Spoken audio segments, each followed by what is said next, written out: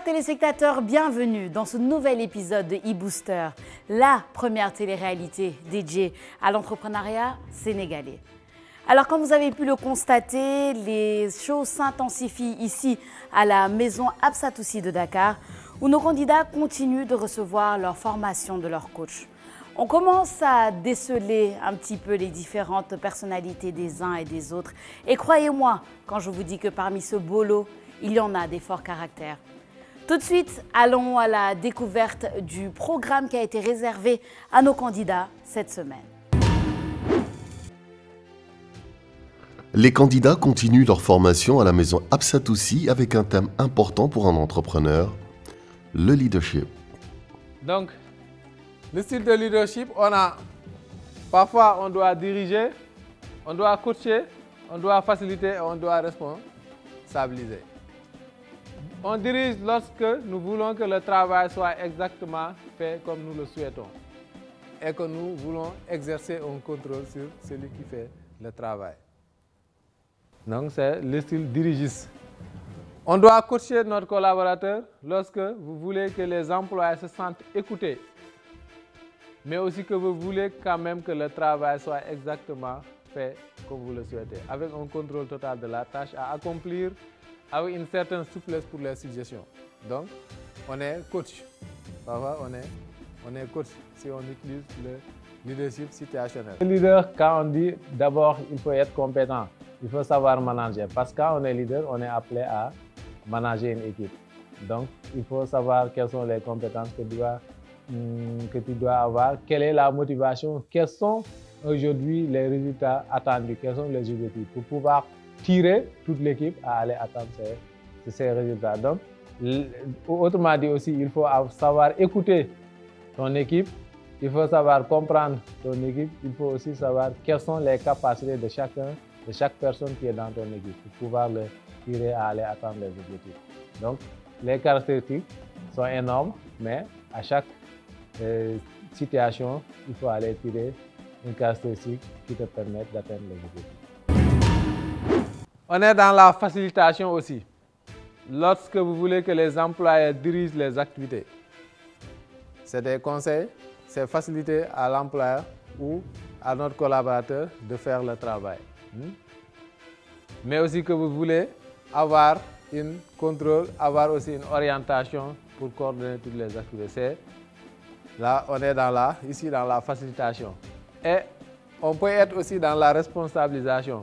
Lorsque vous faites entièrement confiance aux employés pour accomplir les tâches correctement. Si on sait que nos collaborateurs, nos employés sont assez outillés pour faire le travail, là, on les responsabilise. Donc, dans le leadership situationnel, on a les 4 catégories. Le style dirigiste, coaching, facilitation et responsabilisation. Ce que j'ai tiré de ce cours par rapport au leadership entrepreneurial, c'est que une personne qui crée une initiative doit savoir diriger. Il nous a expliqué que le leadership, c'est la manière de diriger un autre individu pour atteindre ses objectifs. Un boss, c'est celui qui donne tout le temps des ordres, qui n'aide pas ses employés. Il donne tout le temps des ordres. L'essentiel, c'est qu'on fasse ce qu'on lui demande et puis c'est tout. Alors que le leader, il montre ce qu'on doit faire. Il accompagne ses employés jusqu'à ce que ceux-là maîtrisent le pourquoi il leur a expliqué. Ensuite, il les laisse aller.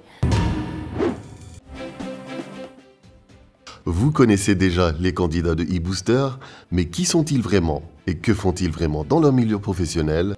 Allons en découvrir quelques-uns. J'ai créé depuis 2019 la marque qui se nomme Karimaya. Karimaya, c'est pour la beauté africaine, la beauté de la femme, la beauté des enfants et même celle des hommes.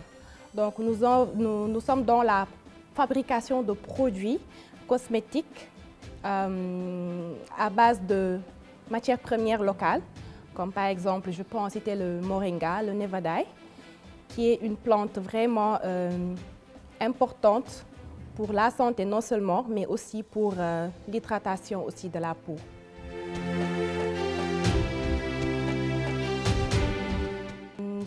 Je vais me définir comme une femme à 3 casquettes, une vie conjugale, une vie salariale et une vie entrepreneuriale. Donc, je suis mère de 2 enfants, 2 magnifiques enfants et un mari formidable. Je suis Moussa Ndiaye, je suis ingénieur AI de formation et diplômé en management informatique des organisations. J'ai 26 ans et je viens de la région de Dakar. Je suis également CEO fondeur de la startup Teranga AI, donc, qui évolue principalement dans le domaine de l'intelligence artificielle, de la domotique, mais également de l'Internet des objets.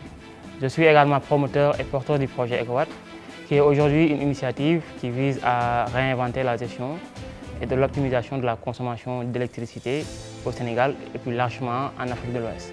Nous sommes partis avec une mission claire d'accompagner que ce soit les entreprises et les clients donc dans l'élaboration de leur plan d'action et avec des actions stratégiques sur l'éco-responsabilité et ainsi que la réduction donc, de leurs coûts énergétiques. Donc nous sommes partis avec un constat selon lequel, ici au Sénégal, de nombreux foyers ainsi que des entreprises sont confrontés aux défis de l'interprétation et de la gestion donc, de leur consommation d'électricité. Avec un coût bien évidemment élevé de l'électricité, donc nous apportons une solution qu'on appelle EcoWatt, qui est aujourd'hui une application mobile et un compteur intelligent qui leur permettent de mieux gérer et optimiser leur consommation d'électricité et naturellement donc, de pouvoir réduire leur consommation et leur facture d'électricité. Je m'appelle Diatou Diédou, je viens de la Casamance. Donc moi je suis technicienne en énergie renouvelable et efficacité énergétique de formation. Après ma formation, j'ai créé la start-up Casa Biosol, qui est un projet qui vise à valoriser la pomme d'acajou, les pulpes de pommes d'acajou jetées en Casamance pour les transformer en aliments de volaille. Après ma formation, j'ai postulé un appel à candidature pour un stage dans une ferme agricole au village.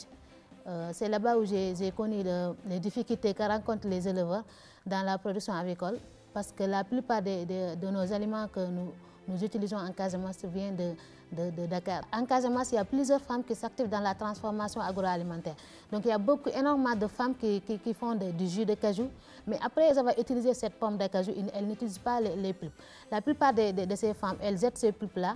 Donc nous, on a pensé que c'est du gâchis de laisser toute cette pomme-là dans la nature. Nous avons pensé que si on valorise nos ressources locales naturelles, donc ça permettrait à certaines personnes d'avoir au moins quelque source de revenus. Parce que comme je l'ai dit tout à l'heure, la coquille d'huître aussi n'est pas souvent utilisée en Casamance.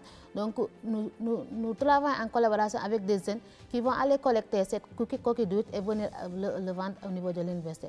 Nous voulons ensemble valoriser, regarder dans chaque localité de la Casamance les ressources qui ne sont pas valorisées, essayer de les valoriser pour en composer un aliment de volaille. Les candidats continuent leur apprentissage dans le bootcamp. Qui est un leader, qui est manager? Je passe en revue tout le monde. Manager ou leader? On hésite trop. Manager ou leader? Leader. À la fois les deux. Leader.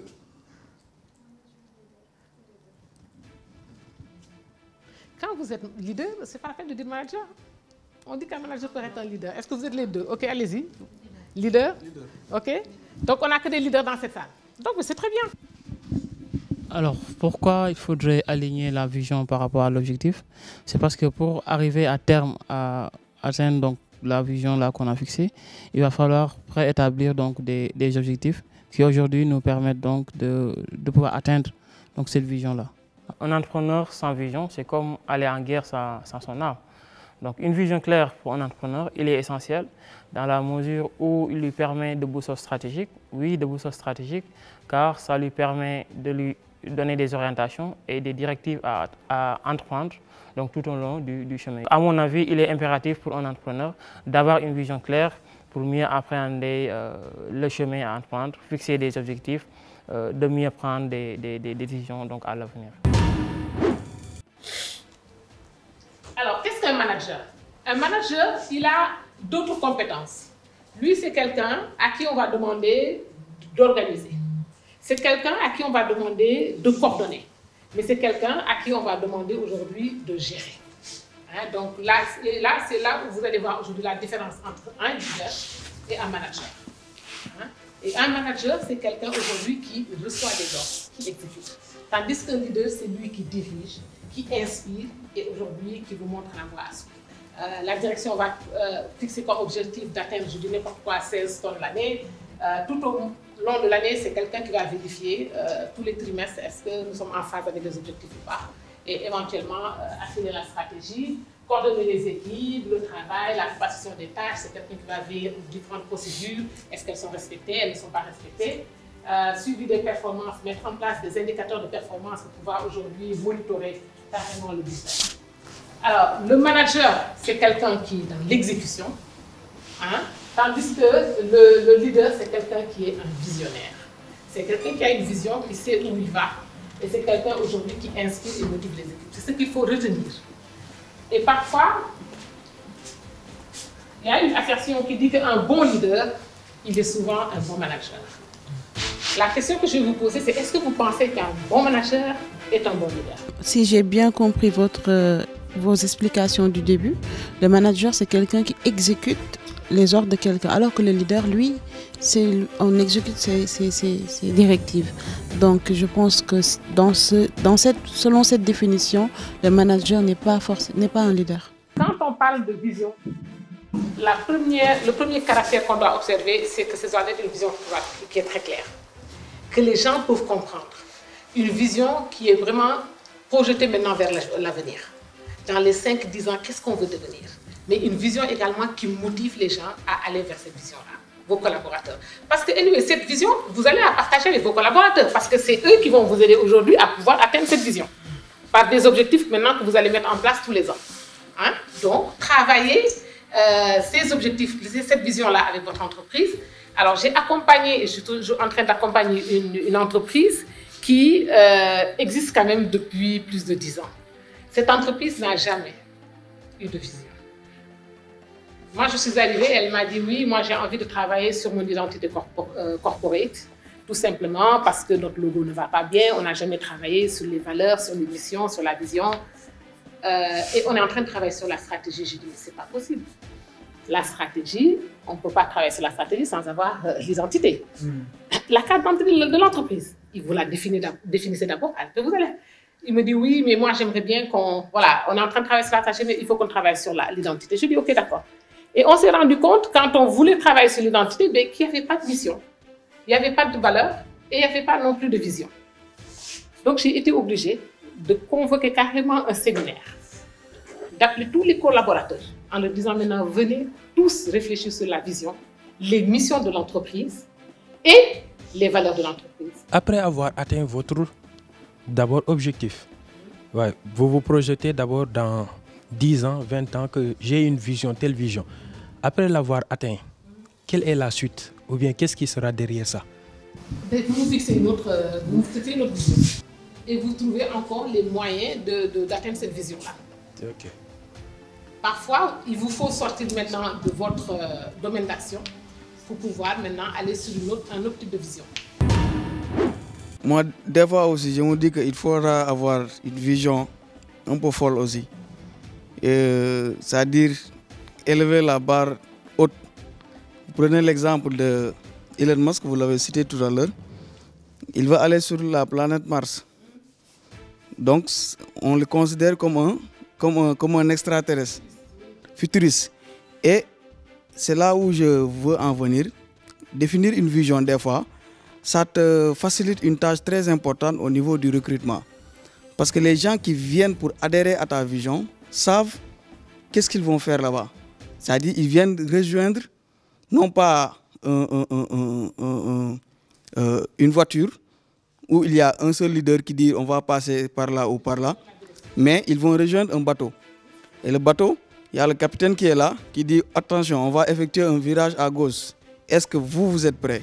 Est-ce que vous êtes prêts? Est-ce qu'on peut effectuer ensemble ce virage-là? C'est-à-dire les gens viennent se sticker, se coller naturellement à votre vision. Et ça aussi, je crois que si vous créez une entreprise où il y a des rêveurs, des gens qui ont envie de se dépasser, donc là aussi, je crois que l'impact sera grand. Quand vous avez des problèmes avec vos coéquipiers, qu'est-ce qui prend aujourd'hui le feedback de vos collaborateurs? Est-ce qu'il y a des gens aujourd'hui qui écoutent leurs collaborateurs et qui acceptent d'avoir des, peut-être pas critiques, mais des retours? Bon, moi je le fais régulièrement, à chaque fois que l'occasion se présente. Par exemple, récemment, on devait commencé à commercialiser les brisures de maïs à Tambacounda. Finalement, j'étais trop focus sur les grandes surfaces. Mais une de mes collaboratrices m'a suggéré de faire un tout petit peu de pivot parce qu'on dépensait beaucoup d'argent sur le coût pour aller vers les grandes surfaces parce qu'il y a l'aspect emballage, il y a l'aspect étiquetage. Donc tout ça, c'est un peu coûteux. Finalement, on s'est décidé qu'on va attaquer directement les petites boutiques, les boutiques du quartier. Donc j'ai économisé. Et voilà, les ventes sont qui. Mais grâce à ce feedback-là, parce que je voulais faire ça directement, mais j'ai consulté le groupe, quoi. Aujourd'hui, quand vous avez une direction stratégique, vos objectifs vont être connectés à votre vision. Ça vous permet aujourd'hui de vous concentrer sur vos objectifs parce que vous savez où vous allez, n'est-ce pas? Une vision, elle est importante. Pourquoi? Parce qu'elle crée aujourd'hui de la motivation et de l'engagement. Parce que cette vision-là, quand elle est forte, quand elle est claire, elle crée ce qu'on appelle un sentiment d'objectif commun, qui peut aujourd'hui inciter les collaborateurs à aller vers la motivation et aussi à être un peu plus engagés parce qu'ils savent maintenant où ils font. Si ça, on parle de fournisseurs, toutes les parties aujourd'hui qui interviennent dans votre business, il faut que ces parties-là, aujourd'hui, aient un objectif commun pour pouvoir aller vers la direction de la vision. Et enfin, elle crée aussi de l'innovation et de la perception.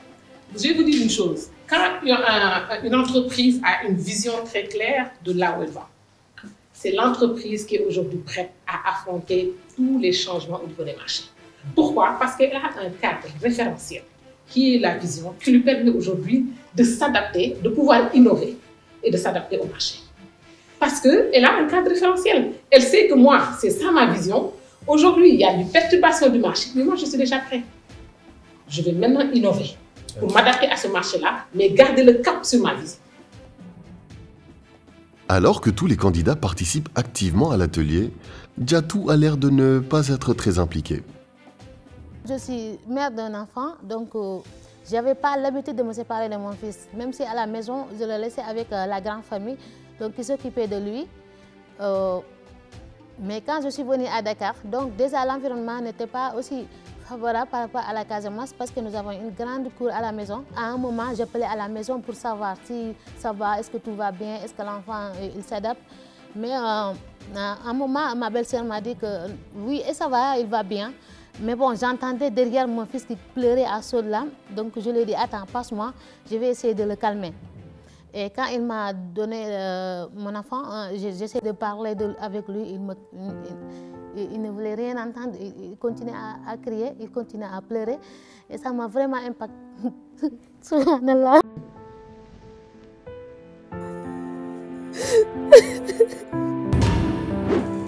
Formez vos équipes et formez-vous aussi.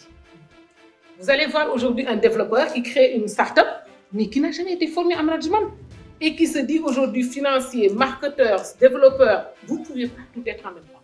Okay? Il y a des moments où il faut aller se former, il faut aller développer ses propres compétences et maintenant aider vos collaborateurs aussi à se développer. Aujourd'hui, il faut utiliser les nouvelles technologies. Elles vous facilitent la vie. Quand vous ne savez pas, allez apprendre. Moi, à mon âge, je suis tout le temps en train de chercher ce certificat. Tout dernièrement, en 2017, quand j'ai arrêté, comme je faisais que du marketing classique, je me suis dit, attendez, je ne peux pas faire maintenant du marketing sans la transformation digitale. Je suis allée m'inscrire à l'ISM. J'ai fait un master en marketing digital. Après, il y a 2 ans, je me suis dit, est-ce qu'aujourd'hui, je peux quand même analyser une entreprise de manière holistique? Je me suis dit, non, je m'arrête à la stratégie commerciale, à la stratégie marketing, mais il y a quelque chose qui reste. Parfois, si tous les services ne sont pas alignés, ça veut dire qu'aujourd'hui, il y a un problème quelque part. Je suis allée m'inscrire à HEC Paris.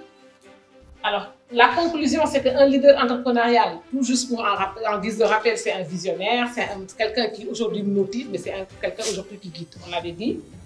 Le succès repose sur la vision, donc encore la vision, une équipe engagée, une adaptation constante. L'échec fait partie du parcours. C'est quand on tombe, on se retrouve, qu'on sait maintenant aujourd'hui comment est-ce qu'on va se relever. Okay? Donc on apprend des enseignements. Il faut avoir les clés du succès, c'est vraiment la passion dans ce qu'on veut. Il faut avoir une vision claire et inspirante et puis il faut vous adapter, soyez prêts à pivoter, on en a parlé tout à l'heure, parce que les opportunités elles vont se présenter à vous. Et je veux vous dire qu'on est en pleine mutation dans tous les marchés. Tous les marchés Donc, ne vous dites pas que nous pouvons dormir sous nos lauriers et que là c'est bien, vous allez vous faire surprendre. Vous voulez changer, vous n'allez jamais changer. C'est quand vous décidez maintenant de sortir de votre zone de confort en vous disant aujourd'hui, il faut que je me forme, il faut que j'aille vers l'innovation, c'est là où vous allez voir les résultats. C'est très clair, hein? En tout cas, voilà globalement moi ce que je voulais partager avec vous concernant aujourd'hui les différentes compétences qu'un leader aujourd'hui doit avoir. Ça doit vous interpeller sur le fait que aujourd'hui, peut-être qu'il y a des compétences qui vous manquent et vous devez aujourd'hui avoir votre propre projet pour votre propre parcours entrepreneurial. Prenez du temps quand vous allez rentrer, réfléchissez sur aujourd'hui, faites votre état des lieux en vous disant que j'ai oublié comment on dit, essayez de faire votre introspection et maintenant essayez de travailler sur vos points à améliorer par rapport à toutes ces compétences-là qu'un leader doit avoir. Ok? On a parlé de beaucoup de choses, mais je pense qu'il faut aussi retenir beaucoup de points essentiels aujourd'hui qui doivent vous faire avancer. Ok?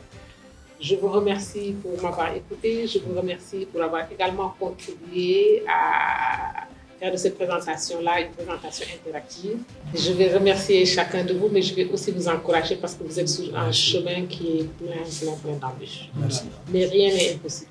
Rien n'est impossible. Il faut avoir de la passion, il faut aussi y croire. Il faut oser, il faut y aller. Voilà. Merci.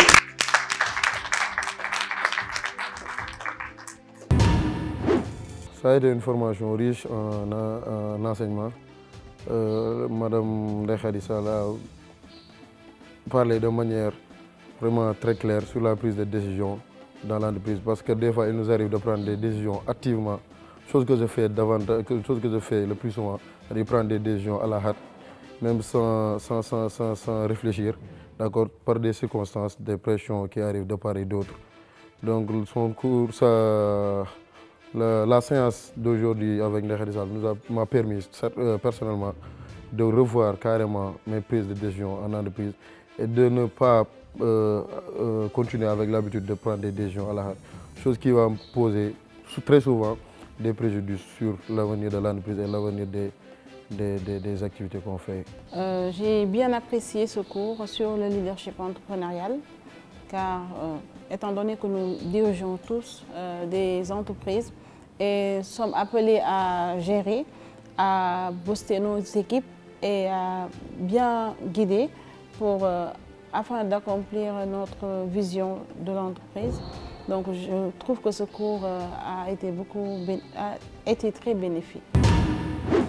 C'est une nouvelle journée qui s'achève pour nos vaillants entrepreneurs. Aujourd'hui, ils ont bénéficié de 2 ateliers sur un thème très important, le leadership. Le premier a été dispensé par M. Aruna Sow de USAID Entrepreneuriat et Investissement, qui a su leur véhiculer les compétences en leadership que tout entrepreneur doit avoir. Et oui, figurez-vous que parmi nos candidats, il y a différents styles de leadership. Oui, nous avons des abeilles, nous avons des éléphants et même des pingouins. Ils ont ensuite enchaîné avec la formidable coach Ndeye Khady Sall qui leur a donné et partagé les clés de sa réussite. Comment avoir une posture de leader et l'importance d'avoir une vision claire de son activité. Ce sont des éléments essentiels pour une réussite entrepreneuriale. Une autre journée pleine d'enseignements et d'apprentissage pour nos candidats, mais pour vous aussi, chers téléspectateurs, parce que c'est ça, eBooster. Je vous laisse, comme d'habitude, avec en image un aperçu de ce qui vous attend la semaine prochaine, dans le prochain épisode. N'oubliez surtout pas de nous suivre sur les réseaux sociaux. Et à très bientôt. En matière de rémunération, vous pouvez aller de manière fixe. Donc vous vous dites, bon, chaque mois, je vais m'arrêter à 100 000 francs pour un début, pour démarrer. Après, vous faites en cascade, par palier. J'ai des ressources pour supporter mes charges. Du coup, je n'ai pas besoin que l'entreprise me rémunère.